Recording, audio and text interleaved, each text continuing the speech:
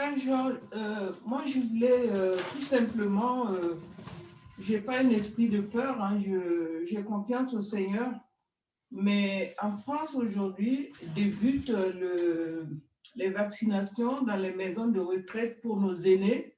Ça a commencé aujourd'hui le 27. Donc, voilà, par compassion, je ne sais pas ce que Dieu prévoit pour cette épreuve-là, parce qu'on nous dit le vaccin n'est pas obligatoire, mais en fin de compte, il est obligatoire puisque si vous ne vous vaccinez pas, vous ne pouvez pas vous déplacer, les transports en commun vous sont interdits, un certain nombre de lieux vous sont interdits. Ce qui restera, ça sera aller faire vos courses chez vous. Donc, il y a un passeport, non pas un passeport, un carnet de vaccination qui se profile à l'horizon. Bah, moi, je n'ai pas d'inquiétude hein, parce que je suis préparée à ça depuis le premier confinement. Et je me disais, j'ai dit, Seigneur, si c'est ta volonté, ça va être comme dans Apocalypse, mais je ne veux pas être souillée par les choses que je ne connais pas. Et je ne veux pas avoir la marque de la bête pour être condamné à ne pas te voir. Donc, bon, il y a des personnes qui interprètent, qui disaient que l'Église sera enlevée avant. Je ne sais pas ce que Dieu a prévu pour nous et pour les nations, parce que Dieu est un Dieu des nations. Mais je vois qu'on franchit vraiment à la vitesse grand V. Il y a un projet de loi qui est déposé à l'Assemblée, qui est en train d'être voté, qui donne les pleins pouvoirs au Premier ministre d'appliquer ces dispositions-là, etc., etc. Donc, voilà. Ce n'est pas par rapport à moi, mais c'est par rapport à ce que Dieu nous protège, qu'il révèle sa stratégie comme il a révélé à Gédéon pour ses enfants, parce que nous ne le suivons pas en vain, et que la créature, la volonté de la créature ne peut s'asseoir sur la volonté de celui qui nous a créés et qui a fait toutes choses. Tout à fait, tout à fait. Voilà. Alors, quel est ton nom encore? Je n'ai pas retenu le nom. C'est Noélie. Ah, Noélie, ok, tu es tellement. Bon, voilà, Noélie, c'est bon. C'est bon, c'est bon. Noélie, d'abord, Dieu soit loué pour ton intervention. Et il y a beaucoup de personnes qui interprètent des prophéties. Et faisons attention aux esprits séducteurs. Excusez, Bibi, elle est venue à la charge, Barnabas. Voilà, c'est bon. C'est bon. donc regardez mes frères et sœurs, je n'ai pas de conviction que c'est lié à 166. Et je n'aimerais pas, c'est même pas ma préoccupation. Pour moi, ce vaccin est un poison.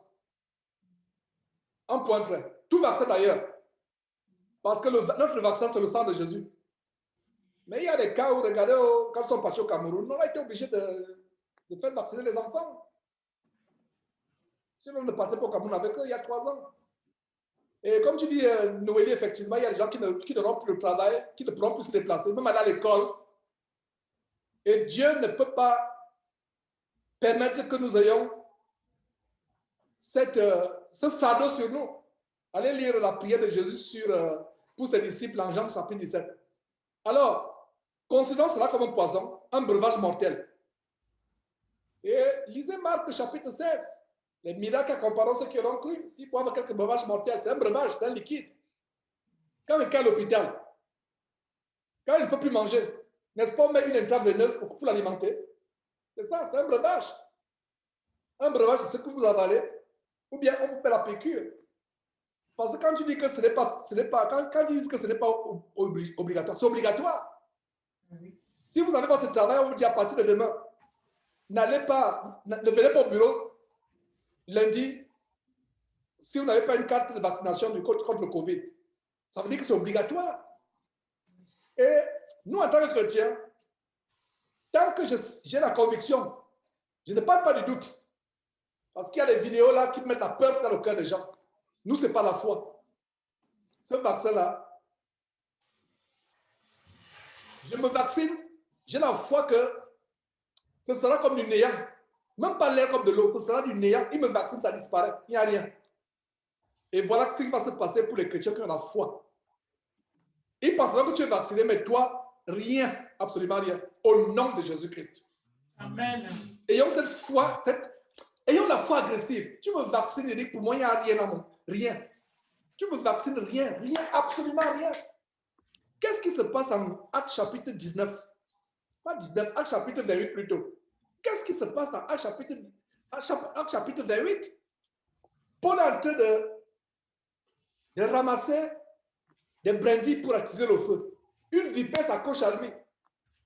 Les gens sont sur le point de voir Paul tomber parce que la vipère, c'est sur le champ. La vipère te mord, tu meurs sur le champ. C'est les secondes. C'est un serpent parmi les serpents les plus venimeux. La vipère ne rigole pas. Sur le champ, quand la vipère te mord, je ne connais pas quelqu'un qui a survécu à la morsure de la vipère si ce n'est qu'un chrétien. L'apôtre Paul a été mordu. Moi qui vous parle, j'ai été mordu par un serpent vert. Au Cameroun, dans la maison. Et j'avais une foi à l'époque.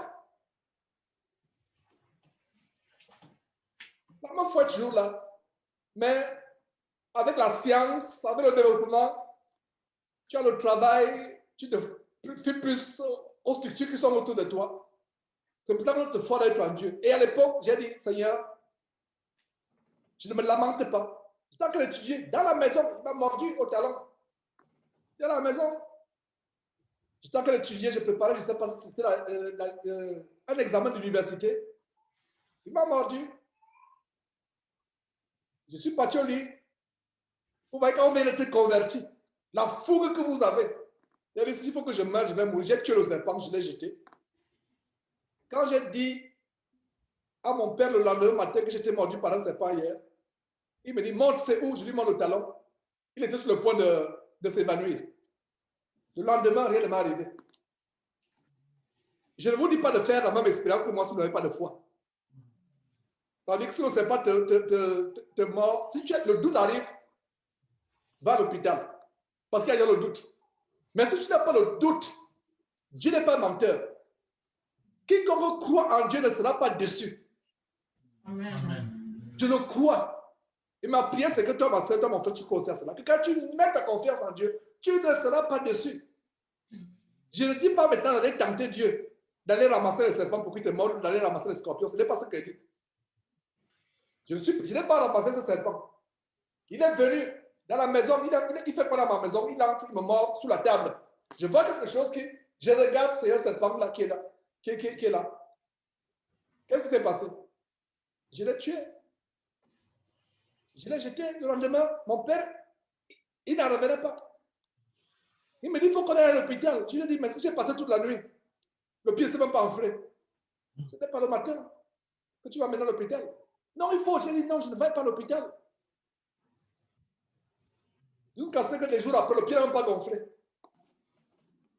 Revenons sur le vaccin. C'est un poison. Tous les vaccins d'ailleurs. Parce qu'il y a des substances, il y a environ 200 substances chimiques mortelles. Il y a une vidéo en direct, il y a une vidéo qui circule sur les réseaux sociaux WhatsApp. En direct, une femme qui faisait l'expériment, on l'injectait. Elle a commencé à avoir des vertiges. Elle s'est évanouie.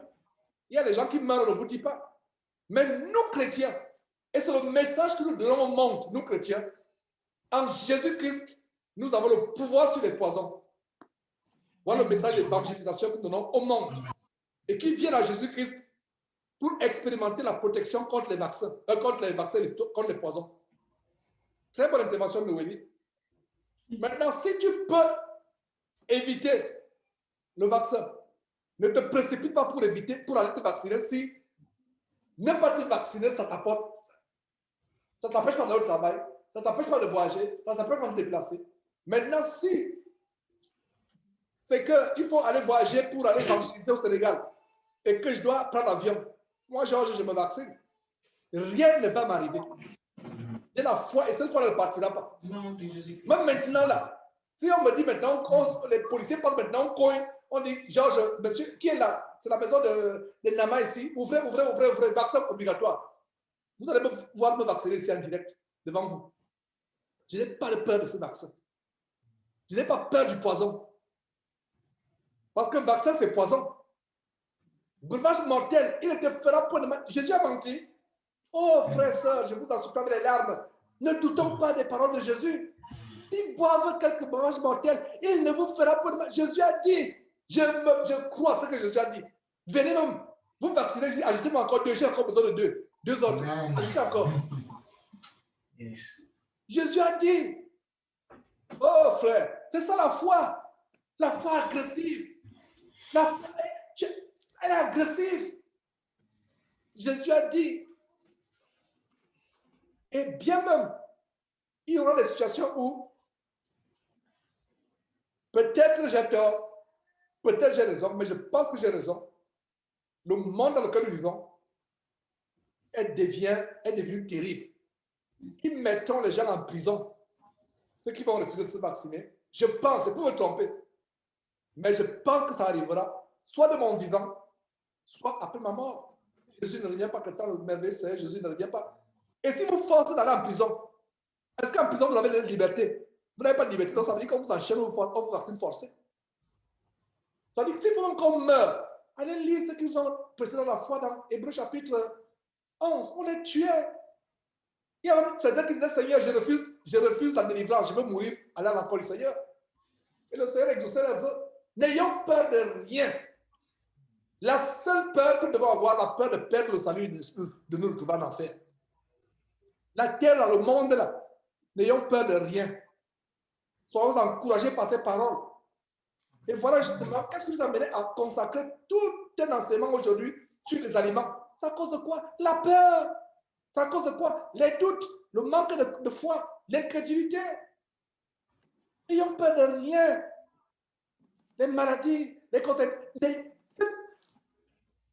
Si vous avez cette foi, voilà la foi qui fait que vous vivez longtemps sur terre.